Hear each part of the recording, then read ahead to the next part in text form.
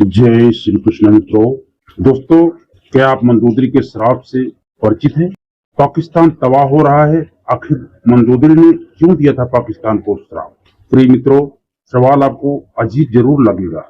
जो श्राप रामायण काल में दे दिया गया था, उसका असर आज कलयुग में साफ साफ दिखाई दे रहा है। आज मैं आपको ले चलता हूँ एक ऐसी कहानी में जिसने न केवल लंका के स्वर्ण साम्राज्य को हिला दिया, बल्कि इसका प्रभाव हजारों साल बाद भी पाकिस्तान और अफगानिस्तान की धरती पर गूंजता है।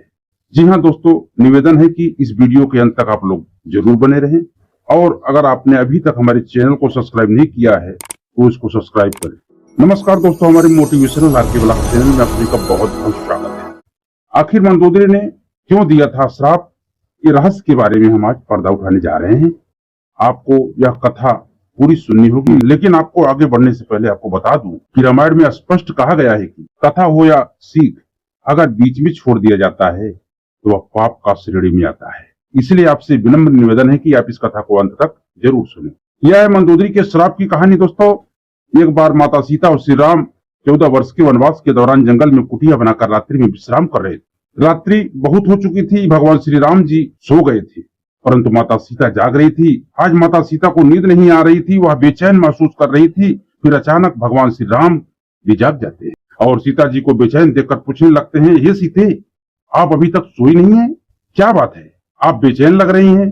तब माता सीता भगवान श्री राम से कहती हैं, हे प्रभु, आज मुझे बेचैनी सी महसूस हो रही है, जिसके कारण मुझे नींद नहीं आ रही है। हे प्रभु, कृपा करके मुझे आप एक कहानी सुना दीजिए जो मेरे जीवन में काम आए।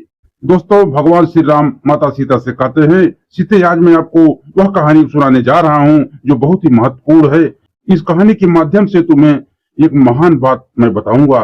जो भी मनुष्य मेरी यह कहानी सुन लेगा वह कभी अपने जीवन में धोखा नहीं खाएगा और कभी पराजित भी नहीं होगा। इसलिए तुम इस कहानी को ध्यान पूर्वक सुनिए।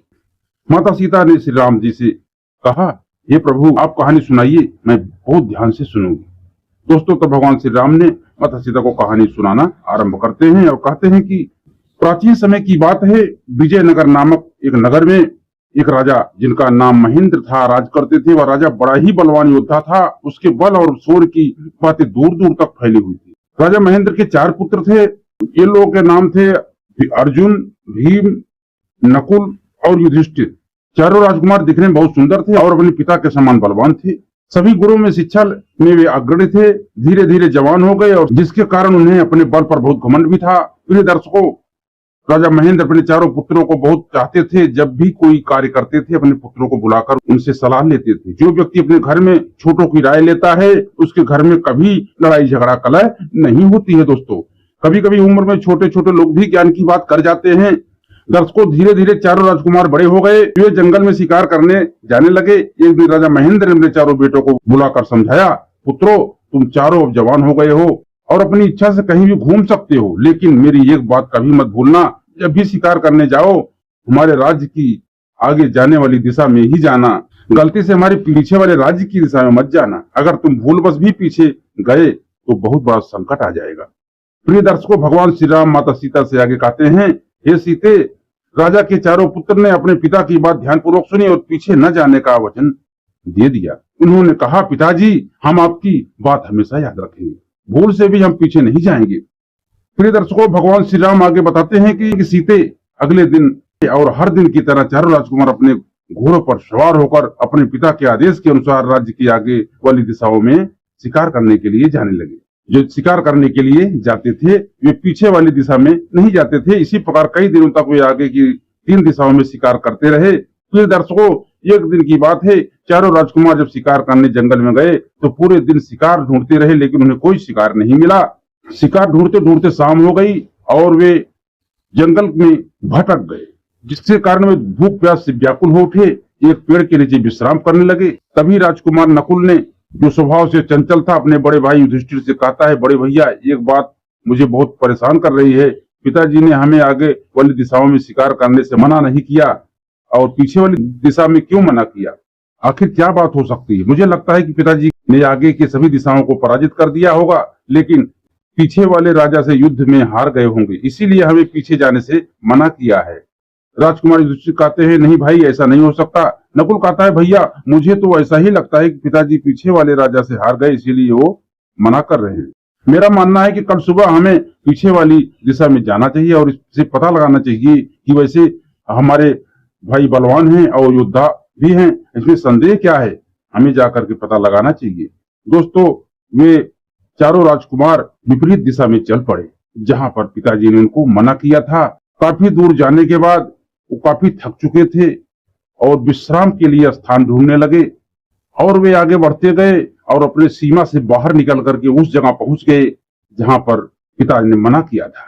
वो चलते चलते जंगल के घने रास्तों से थक गए थे दोस्तों, और उनकी भूख प्यास भी बढ़ गई थी और जंगल में इतना अंधेरा था। तभी नकुल उस पेड़ पर चढ़कर बैठ जाता है। उसे कुछ दूरी पर एक कच्चा घर दिखाई देता है। घर के बाहर आग जल रही थी। यह देखकर नकुल पेड़ से उतरता है, कहता है कि हे भैया चिंता मत करो, आगे एक घर दिखाई पड़ रहा है, चलो वहां पर हम पूछते हैं, शायद हमारा कोई व्यवस्था हो जाए। तब वो लोग उस घर पर पहुंच जाते हैं दोस्तों, और वे आगे जाते हैं तो एक कुआं दिखाई पड़ता है। तो बाल्टी रखी थी मगर उसमें रस्सी नहीं थी। वे सोचने लगे पानी तो मिल गया, लेकिन बिना रस्सी के जल निकले कैसे? अगर हम जल नहीं पिएंगे तो हम प्यासे मर जाएंगे। तब युधिष्ठिर नकुल से कहा, भाई घर में जाकर पूछते हैं, शायद कोई होगा तो वो रस्सी देगा। तब वो जाकर के घर के दरवाजे के सामने आवाज लगाते हैं दोस्तों। तब आगे भगवान श्री राम कहते हैं, सीते तीनों राजकुमार कुएं के पास बैठ गए। नकुल रस्सी लेने के लिए द्वार पर जाता है और आवाज लगाया।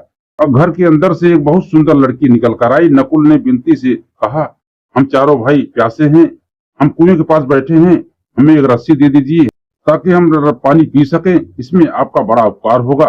फिर दर्शकों, भगवान श्री राम कहते हैं, सीते वह लड़की बहुत ही रूपवान थी। नकुल भी बड़ा रूपवान था। वह लड़की जैसे ही देखती ही उसको मोहित हो गई। सोचने लगी, आज तो घर बैठे राजकुमार आया है, इस खूबसूरत युवक को मैं अपना पति बनाऊंगी। वह द्वार पर खड़े खड़े उसे देखती रही। नकुल बोला, हे कन्या, तुम किस सोच में पड़ गई? अगर रस्सी हो तो हमें दे दीजिए। दर्शकों, वह लड़की कहती है, ठीक है, कुछ समय रुको, मैं अपनी बड़ी बहन से पूछ कर आती हूँ। वो अंदर जाती है और अंदर अपनी तीनों बहनों को वो बताती है कि एक राजकुमार आया है, वह रस्सी लेने आया है, बेचारा प्यास से व्याकुल है। इतनी बात सुनकर उसकी बड़ी बहन द्वार पर पहुंचती है। नकुल कहता है, हे देवी, अगर हमें रस्सी मिल जाए तो हम कुएं से पानी निकालकर पी लेंगे, कृपया रस्सी दे दो। बड़ी बहन कहती है, रस्सी तो आपको मिल जाएगी मगर हमारी एक शर्त माननी पड़ेगी। अगर आप शर्त पूरी करेंगे तो हम रस्सी ही नहीं स्वयं पानी पिलाएंगे और हमारे घर में आराम करने के लिए चारपाई भी देंगे। प्रिय दर्शकों, भगवान श्री राम कहते हैं, सीते, नकुल कहता है, ठीक है, आप कुछ देर इंतजार करें, मैं अपने भाइयों से पूछ लेता हूँ, वे कैसा जैसा कहेंगे वैसा ही हम करेंगे। भाइयों के पास वह जाता है और कहता है, पानी तो मिल गया, लेकिन लड़कियों की एक शर्त है। उन्होंने कहा, अगर हम उनकी शर्त मान लें तो हमें खाना पानी और चारपाई सब मिलेगी। चारों राजकुमार बहुत प्यासे थे, उन्हें कुछ समझ नहीं आ रहा था, वे सिर्फ पानी पीकर अपनी जान बचाना चाहते थे। युधिष्ठिर कहता है, ठीक है भाई, हमें पानी मिल जाए, बस उनकी शर्त मान लेते हैं। फिर दर्शकों, श्री राम कहते हैं, ये सीते, अपने भाइयों से पूछ करके नकुल फिर उस द्वार पर बड़ी बहन के पास आता है और कहता है, हमारे भाई आपकी यह शर्त मानने को तैयार हैं, जल्दी से पानी पिला दीजिए और बता दीजिए कि आपकी शर्त क्या है। तब वह बड़ी बहन कहती है, नौजवानों, हमारी शर्त यह है कि हम 4 बहनें हैं, हम बहुत रूपवान हैं और अभी तक कुंवारी हैं, हमें तुम जैसे हट्टे कट्टे पुरुष नहीं मिले। चारों भाई हमसे विवाह कर लो तो हम तुम्हें पानी पिलाएंगे, स्वादिष्ट खाना खिलाएंगे और आराम के लिए चारपाई भी देंगे। तो दोस्तों, श्री राम कहते हैं, सीते, नकुल यह सुनकर हैरान हो गया। वह सोचने लगा, यह कैसी शर्त है, बिना माता पिता की आज्ञा के हम विवाह कैसे कर सकते हैं। प्रिय दर्शकों, वह पास जाता है और कहता है, भैया, उस रूपवान उस लड़की की 3 बहनें और हैं, अगर हम उससे विवाह कर लें तो हमें पानी मिल जाएगा, वरना प्यासे मरना पड़ेगा। एक राजकुमार कहता है, भैया, हम उनसे विवाह कैसे कर सकते हैं, पिताजी नाराज हो जाएंगे, फिर हमारा विवाह बड़े राजाओं की कन्याओं से करना चाहते हैं। युधिष्ठिर कहता है, सुनो भाइयों, अगर हम जीवित रहना है हमें तो ये शर्त तो मानना ही पड़ेगा। दोस्तों, शर्त वे मान लेते हैं और आते हैं, खाना पीना खाते हैं, अंदर आराम करते हैं। कुछ समय व्यतीत हुआ और समय आराम से कट रहा था। एक दिन उन राजकुमारों को अपने घर की याद आने लगी। अब दोस्तों, उनका विवाह हो जाता है। विवाह के बाद वे राक्षसनियां बड़ी खुश थी। वे अपने पतियों के साथ मौज मस्ती करती थी और रोज स्वादिष्ट भोजन बनाकर खिलाती थी। दर्शकों, इस प्रकार कई दिनों निकल जाते हैं। राक्षसियों के स्वादिष्ट भोजन से चारों राजकुमार मोटे ताजे हो रहे थे। दोस्तों, वे चारों बहनें वास्तव में राक्षसनियां थी। तभी तीनों बड़े राजकुमार देखते हैं कि उनका छोटा भाई नकुल सूख रहा है। इतना स्वादिष्ट भोजन मिलने के बाद भी वह पतला होता जा रहा है। युधिष्ठिर पूछता है, भाई तुम ऐसे क्यों होते जा रहे हो? तबीयत तुम्हारी तो सही है ना? इतना स्वादिष्ट मिलता है भोजन, फिर भी तुम सूखते जा रहे हो। क्या तुम्हें कोई दुख है? नकुल बताता है, भैया मेरी पत्नी मुझे प्रेम से खाना बहुत खिलाती है। जब भी मैं खाना खाने बैठता हूँ तब वह दूसरी ओर मुंह करके रोने लगती है। उसे रोता देखकर मुझे खाना नहीं खाया जाता और मैं भूखा रह जाता हूँ, इसलिए मैं सूख रहा हूँ। मुझे समझ नहीं आ रहा है कि वह क्यों रोती है। वह बताती भी नहीं है। युधिष्ठिर कहता है, जरूर कोई वजह होगी। वह खाना खिलाते समय ही क्यों रोती है? इसका कोई कारण होगा, तुम्हें उससे पूछना चाहिए। नकुल कहता है, भैया मैंने 1000 बार पूछा लेकिन वह नहीं बताई। वह कहती है, मेरी आदत है, जब मन होता है मैं रोती हूँ। बहाना बना देती है। एक और कारण है कि मुझे अपने घर पिताजी और माताजी की बहुत याद आती है। प्रिय दर्शकों, भगवान श्री राम कहते हैं, हे सीते, तब बताती है, वह कहती है, मेरी आदत है कि रोने की, जब मन होता है तो मैं रो लेती हूँ। वह कोई न कोई बहाना बना देती है। एक और कारण है कि मुझे अपने घर और पिताजी और माता की बहुत याद आती है। श्री राम कहते हैं, हे सीते, तब भीम कहता है, भाई मैं तुम्हें एक योजना बताता हूँ। आज जब खाना खाने बैठो तो अपनी पत्नी से कहना, जब तक तुम अपने रोने का कारण नहीं बताओगी तब तक मैं खाना नहीं खाऊंगा और भूखा मर जाऊंगा। नकुल कहता है, अरे भाई मुझे भूखा नहीं मरना, वैसे ही मैं पतला हो चुका हूँ। अगर मैंने खाना नहीं खाया तो अवश्य मर जाऊंगा। युधिष्ठिर कहता है, तुम्हें सचमुच भूखा नहीं रहना है। तुम्हें जो है उससे पूछना है कि आखिर वह क्यों रोती है। इस कारण से मैं बोल रहा हूँ। दर्शकों, रात हो जाती है। नकुल की पत्नी खाना लेकर कमरे में आती है। नकुल खाना खाने बैठता है, तभी वह मुंह करके उधर रोने लगती है।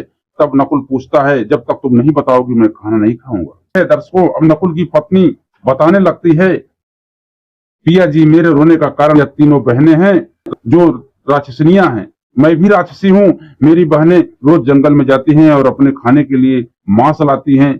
अलग अलग जानवरों का मांस खाकर वे जीवित रहती हैं। मैं उन बात से चिंतित हूँ, जिस दिन उन्हें जंगल में मांस नहीं मिलेगा वे आपके भाइयों को खा जाएंगे। आपके तीनों भाई मारे जाएंगे। आप अपने भाइयों से बहुत प्रेम करते हैं, यह देखकर आपको बहुत बुरा लगेगा। हो सकता है आप मुझसे प्रेम करना छोड़ दें। मैं आपके साथ ऐसा कभी नहीं करूंगी, क्योंकि मैं आपसे बहुत प्यार करती हूँ। लेकिन मेरे तीनों बहनें सच्चा प्यार नहीं करती। जिस दिन उनकी भूख मिटाने के लिए भोजन नहीं मिलेगा वे अपने पतियों को मारकर खा जाएंगी। इस बात से मैं चिंतित हूँ कि कहीं मुझे आपसे दूर न होना पड़ जाए। प्रिय दर्शकों, नकुल कहता है, प्रिय अगर ऐसी बात है तो हमारे भाइयों के प्राण संकट में हैं। क्या तुम्हारी बहनों से बचने का कोई उपाय नहीं है? उसकी पत्नी कहती है, पिया जी, मैं आपको और आपके भाइयों को बचा सकती हूँ, लेकिन मेरी एक शर्त है। अगर आप चारों भाई मेरी शर्त मान लो तो मैं आपको अपनी बहनों के हाथों मरने से बचा लूंगी। प्रिय दर्शकों, भगवान श्री राम कहते हैं, हे सीते, नकुल कहता है, प्रिय मैं अपने भाइयों से पूछ कर आता हूँ। अगर वे तुम्हारी शर्त मानने को तैयार होंगे तो मैं तुम्हें बताऊंगा। कहते हैं कि हे सीते, तीनों बहनें अपने भोजन की तलाश में जंगल के लिए निकल जाते हैं। नकुल की पत्नी जाती है और नकुल अपने तीनों भाइयों से सलाह करने चला जाता है और कहता है, बड़े भैया, मेरी पत्नी ने बताया कि वह क्यों रोती है। वह राक्षसनियां हैं, जंगल में मांस लाने के लिए जाती हैं और जिस दिन मांस नहीं मिलेगा वह हमें खा जाएंगे। सुनकर चारों भाई डर जाते हैं और वो बचने का उपाय भी बताता है नकुल। तब वे लोग थोड़ा सा खुश होते हैं और वो सोचते हैं कि कैसे हम वहां से निकले। तभी नकुल जाता है और पत्नी से कहता है कि हमारे तीनों भाई आपकी शर्त मानने को तैयार हैं। और अपनी पत्नी से कहता है, हे प्रिय, भैया ने कहा है हम तुम्हारी शर्त मानने को तैयार हैं, अब बताओ क्या करना होगा। प्रिय दर्शकों, भगवान श्री राम कहते हैं, हे सीते, वह कहती है, पिया जी, मेरी एक शर्त है। आपके साथ जीवन बिताना चाहती हूँ, मरते दम तक आपके साथ रहना चाहती हूँ, इसलिए आपको अपने साथ मेरे प्राण भी बचाने होंगे। यह मेरी शर्त है। दर्शकों, नकुल कहता है, प्रिय अगर तुम हमारे प्राण रक्षा कर रही हो तो हम तुम्हारे साथ धोखा कभी नहीं करेंगे, हम तुम्हें अवश्य बचाएंगे। बताओ हमें क्या करना होगा। नकुल की पत्नी बताती है कि पिया जी, आपको शिकार करने के लिए जंगल जाना होगा। चारों भाइयों को एक साथ जाना होगा। जंगल में जाकर अपने आप को घायल करना होगा और वापस आकर बोलना होगा। मेरी बहनें पूछेंगी कि क्या हुआ, तब आप लोग लुटेरों का बहाना करना कि लुटेरे हमको मारे।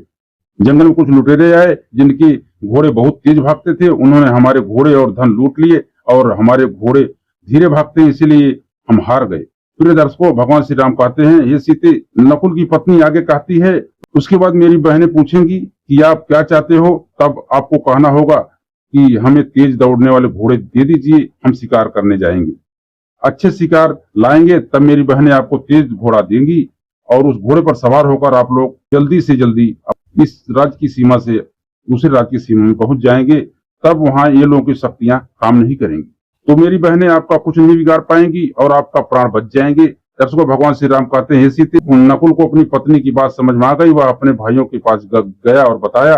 चारों राजकुमार योजना समझ गए। अगले दिन वे शिकार करने का बहाना जंगल में गए और वे घायल होकर लौटे और पूरा कहानी बताए। उनकी पत्नियां देखती हैं उनके पति घायल हैं और रक्त बह रहा है। वे पूछती हैं, आपकी ऐसी हालत किसने की? तब वह हिम्मत करके वो चारों राजकुमार बताते हैं कि हमें घने जंगलों में लुटेरे मिल गए और हमारे घोड़े धीरे चलते हैं, इसको उनके घोड़े तेज थे इसलिए ऐसा हुआ। तो वो बहनों ने उनको तेज दौड़ने वाले घोड़े दे देती है। तो दोस्तों, वो राजकुमार बहुत तेजी से घोड़े के साथ राज्य की सीमा से बाहर हो जाते हैं और तभी समय ज्यादा व्यतीत हो जाने पर उन राक्षसरियों को शक होने लगता है और वे पूछती हैं कि आखिर वो लोग क्यों नहीं आए। वो लोग अपनी शक्ति से देखते हैं कि वो राज्य की सीमा से बाहर निकलने वाले हैं, इसलिए तीनों राक्षसियां भी उनका पीछा करते और पीछा करते करते उन तक नहीं पहुंच पाती हैं। लेकिन वो लोग लगभग सीमा क्रॉस करने ही वाले थे। तब वो राक्षसियां पूछती हैं कि अब तो तुम लोग बाहर जा ही रहे हो, लेकिन ये बात बता दो कि आखिर तुमको ये राज कैसे मालूम पड़ा कि इस सीमा से बाहर निकल जाएंगे तो हमारी शक्तियां काम नहीं करेंगी? ये बात तुमको किसने बताया? तभी दोस्तों, वो तीनों छोटी राक्षसियों का वादा भूल जाते हैं और उसका बचाने को बोले, छोड़ो यार, हमको क्या करना है, हम तो, हमारी जान तो बच ही गई, तो हम बता ही देते हैं। तो वो लोग बोले कि हमको ये राज तुम्हारी छोटी बहन ने बताया है। तो वो राक्षसियां उस छोटी बहन को मारकर खा जाती हैं और इस कारण छोटे राजकुमार नकुल को बहुत तकलीफ होती है कि हमारी पत्नी ने हमारी रक्षा की और हमारे भाइयों ने धोखा किया और उसको जान से हाथ धोना पड़ा। दर्शकों, भगवान श्री राम कहते हैं, ये सीते, अब मैं तुम्हें 3 बातें बताता हूं, जो मनुष्य इन तीनों बातों को याद रखेगा वह कभी धोखा नहीं खाएगा और कभी पराजित नहीं होगा। मनुष्य को याद रखना चाहिए कि यह 3 लोग धोखा दे सकते हैं। नंबर 1 है शराबी और नशेबाज। जो व्यक्ति नशा करता है वह धोखा देता है, उसे किसी चीज का आभास नहीं होता। वह अपने नशे में न जाने क्या क्या बोलता है और अपने फायदे के लिए किसी को भी धोखा दे सकता है। नंबर 2 है वासना में अंधा। वासना में अंधा मनुष्य कुछ नहीं देखता, वह अपने कुल और परिवार का नाश होते देख सकता है, लेकिन अपनी वासना की पूर्ति के लिए किसी को धोखा दे सकता है। नंबर 3 है कपटी मनुष्य। कपटी मनुष्य हमेशा कपट से भरा रहता है, वह किसी को खुश नहीं देख सकता, उसे सिर्फ अपना भला दिखता है, इसलिए वह मनुष्य हमेशा लोगों को धोखा ही देता है। प्रिय दर्शकों, भगवान श्री राम माता सीता से कहते हैं, हे सीते, मैंने तुम्हें यह ज्ञान की बातें बताई, इन्हें हमेशा याद रखना तो तुम धोखा नहीं खाओगी। दोस्तों, हम जानेंगे क्या कि मंदोदरी के श्राप का कारण पाकिस्तान तबाह हो रहा है। आखिर मंदोदरी ने क्यों दिया था पाकिस्तान को श्राप? जरा सोचिए, लंका की स्वर्ण नगरी जहां रावण का साम्राज्य सूरज की तरह चमकता था, लेकिन इस चमक के पीछे एक अंधेरा छिपा था। मंदोदरी रावण की पटरानी महल में बड़ी बेचैन थी। रावण ने सीता का हरण किया था, तब वह आगे बढ़कर बोली कि सीता को लौटा दो। सीता के कारण ही हमारा साम्राज्य समाप्त हो गया, हमारा बेटा मारा गया। अब आखिर तुम पत्थर बने क्यों खड़े हो? और यह हमारी धरती खून से लाल हो गई है। रावण की अहंकार की ये सजा है। मंदोदरी ने अपने बेटे के शव के पास बैठी थी, मेरा लाल, उन्होंने चीख कर कहा, तुमने क्या गलती की? तुम तो अपने पिता की आज्ञा मान रहे थे, उनकी आंसुओं से लंका को डुबा दिया। क्या यह दुख अब क्रोध में बदलने वाला था? दोस्तों, मंदोदरी के दुख का अंत यही नहीं था, यह तो उनके क्रोध की शुरुआत थी। प्रिय मित्रों, लंका की राख में खड़ी मंदोदरी ने आकाश की ओर देखा, उनकी हृदय में दुख और क्रोध का ज्वालामुखी फट पड़ा।